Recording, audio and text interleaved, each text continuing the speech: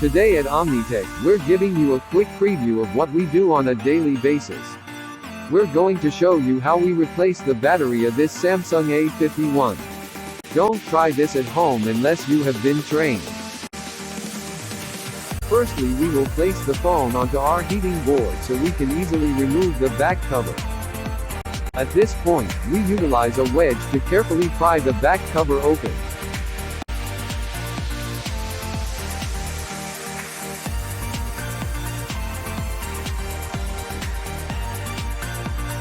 After that, we remove the screws so that we can remove the frame.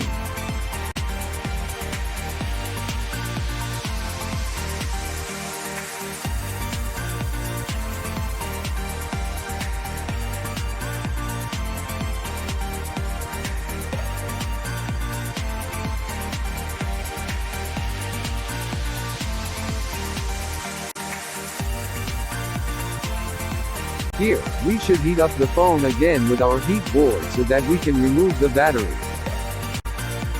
We replace the new battery and put the frame back on. And that is how you replace a battery. To learn the whole process, join OmniTech Academy today.